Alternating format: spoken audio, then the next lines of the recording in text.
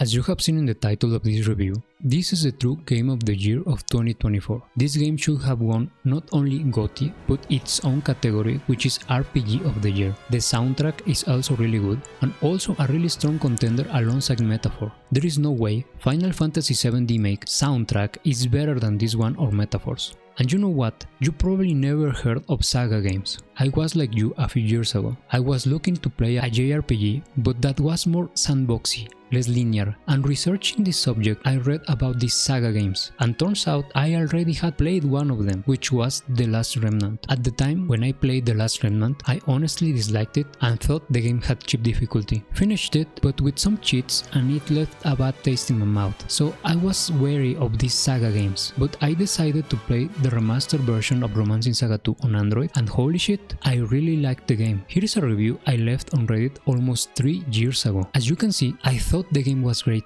back then, and it truly was. After that, I decided to replay The Last Remnant, and guess what? It became one of my favorite games of all time. Now I had the maturity to see why these games are good. I have some criticism to the game, because no game is perfect, and certainly these SaGa games are made to try new things and are not really conventional in any way, so they are bound to have some weird design choices, but even after that, I thought the game was great. Now, you may understand that when I heard we were getting an actual remake of Romancing Saga 2, I was so happy, because I never thought this could even happen. It's such a niche series that thinking about getting a full-fledged remake was basically a dream, but it actually became true. And here it is, the remake of Romancing Saga 2, and it is glorious. Before going for the good and the bad points, I am going to explain more or less the gameplay and why this game is different than your typical JRPGs. First of all, long story short, the mastermind behind these games is Akitoshi Kawasu, a developer of the original 2 Final Fantasy games, a guy that likes Western RPGs like Dungeons and Dragons. He wanted to bring elements of Western RPGs into JRPGs, and he did,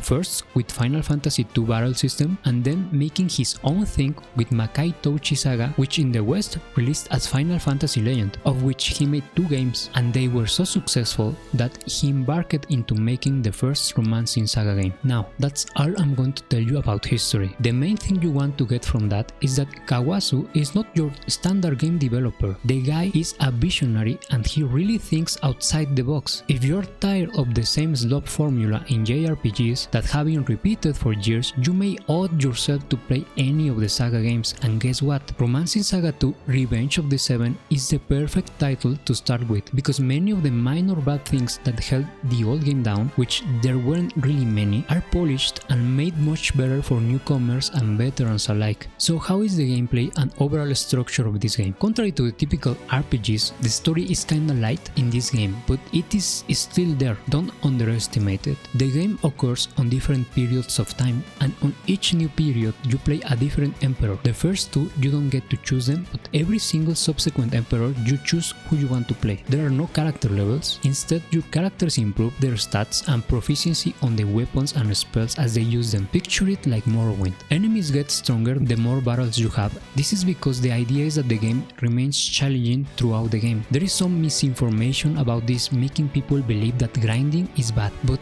that's not true, or not entirely true. You just need to fight hard enemies, not weak ones, and you will not have any issues. The game gives you immense freedom, not only in how you will make your party, choosing your emperor, but also how you explore the world and how you decide to tackle these challenges. There is no predetermined path, you decide where to go and what to do. It's all about exploring and freedom of choice. Each area has its own stories, its own problems that you will decide how to solve in the hopes that they join your empire. Each one of these stories are known as scenarios, and these scenarios have multiple different outcomes depending on your decisions. Yes, that's right, you decide. And like I said before, it's all about freedom of choice. The game has a class system. If you like those, you will feel at home here. There are different formations for combat that, unlike many games, actually matter, and they affect the gameplay a great deal. So choosing a suitable formation for your party and the fight is essential for the game. Each character has a set amount of life points, and if they run out of life points, they permanently die. But don't be scared, because even if they die, you can recruit another character of the same class in the Empire or any pub.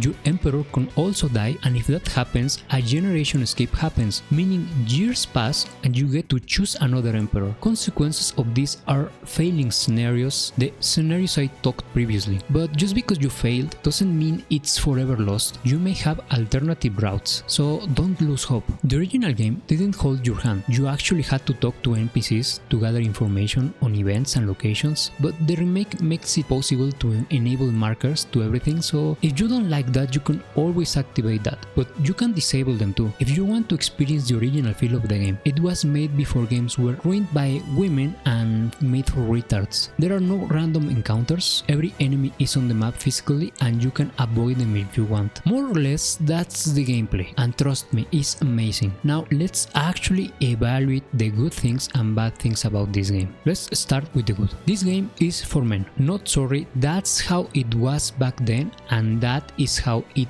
remains. It's an epic tale of heroes, of family, of honor and revenge. Topics that only resonate with men. Women wouldn't understand this. There is almost no drama whatsoever. It's testosterone made JRPG. And with that being said, there are a lot of attractive female characters if you're into that, and in my opinion, this is how it should be done. You make a great game and the game just so happens to have attractive women in it, and not making a mid or bad game with tons of fan service. I played with mostly male characters because I find ridiculous to think women can actually fight in a war, so it's not my main concern, but it is still a positive. In the original game, the story was very confusing and not very well presented to the player, but here on the remake that's fixed. Now there are even fragments of the past that give you even more context to what the story is all about. It's much better than before. The soundtrack of the original game was amazing, but here is on another level. Not only did they respect the original soundtrack and didn't remix it like many remakes do,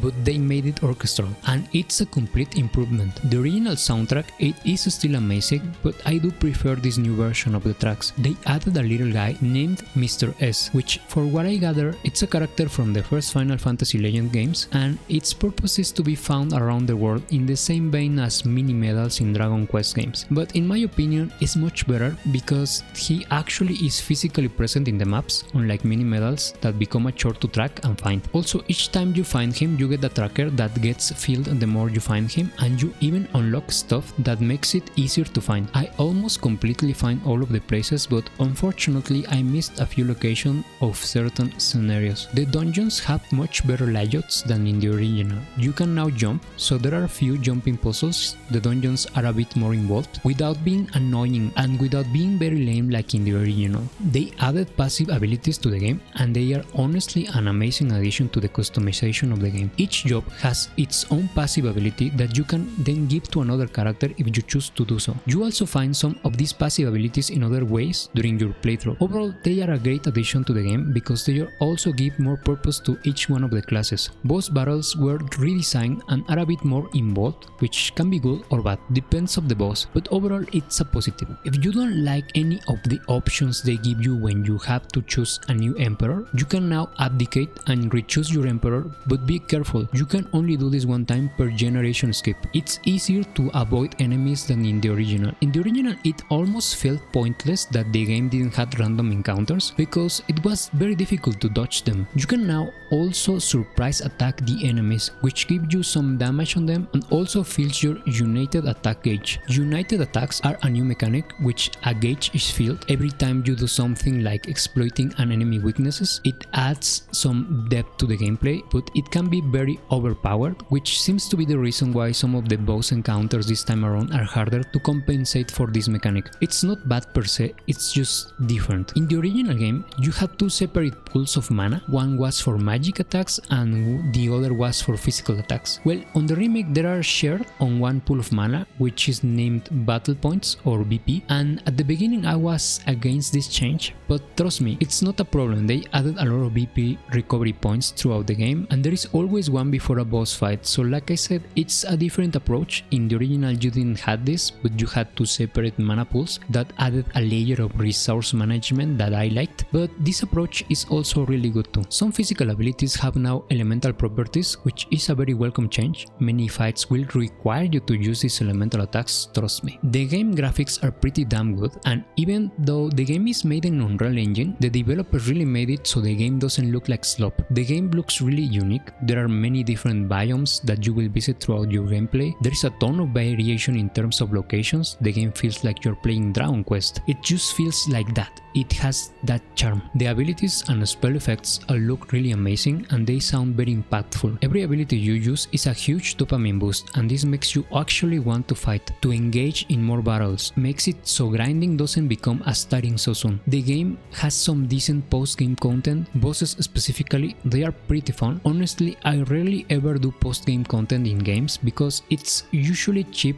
or a slog, but here is actually pretty damn fun to do. There is New Game Plus and 2 harder difficulties to unlock if you are into that stuff. In my opinion, there is no need for harder difficulty and classic difficulty is the best one. It's greatly toned and in my opinion perfect for like 99% of the game. Now let's talk about the bug. I think this time around some of the 7 heroes bosses are a bit more cheap than in the original, that require you to have certain magics or you are going to have a very hard time. I don't remember in the original to resort to metagaming a lot or that I needed specific magics, but in the remake that seems to be the case. It's not terrible, but the 7 heroes seem to be harder here. I don't like that certain weapons have abilities attached to them. I wish that once you unlock that weapon ability, you could just equip the ability like any other ability. The game has the typical JRPG problem with new party members where the new ones are always underleveled and are weaker because your original cast snowballed so hard. So if you have to or want to change characters,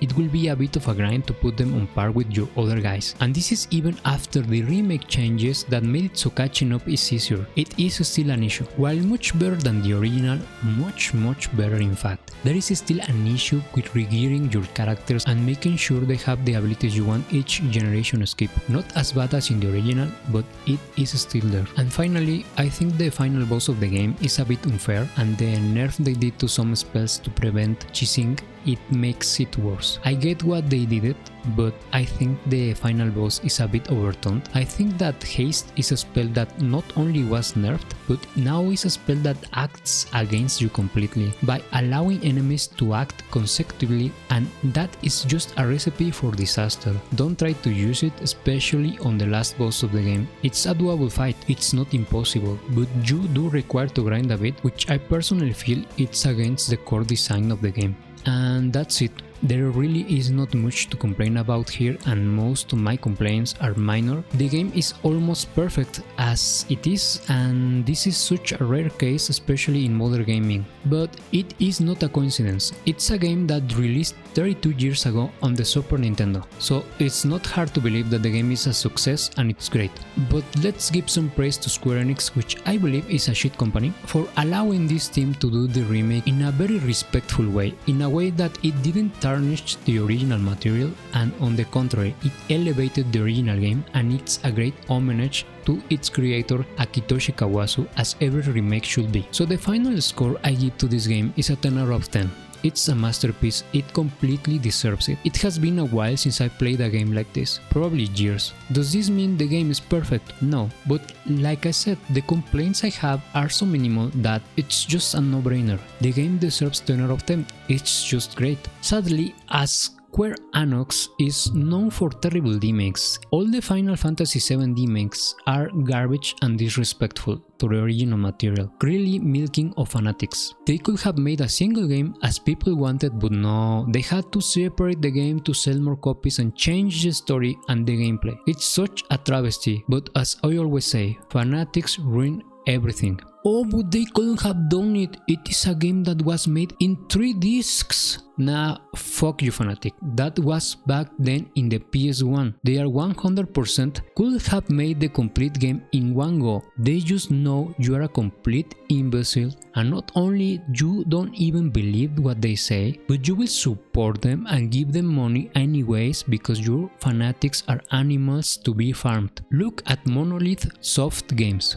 They are huge and somehow they can do it, but Square Enix can't. Get the fuck out of here. Same with all the tons of re-releases of the original Final Fantasy games that they even make unavailable later. What a shit show this company is. Remember how many times these guys re-released Dragon Quest XI and how they pulled the original version from Steam and only left us with the graphically inferior Switch version? Remember that atrocious Dragon Quest VII remake on the DS that removed tons of hours of gameplay and destroy the class system? Remember the terrible Dragon Quest VIII port that is a joke compared to the PS2 version and even the Android version? Remember how as Square Enix is very DEI focused and constantly censoring its products? How they wanted to quote-unquote restrict Tifa's chest? How they are against PC players modding their games? I could go on. The company is trash, and in that piece of shit company, somehow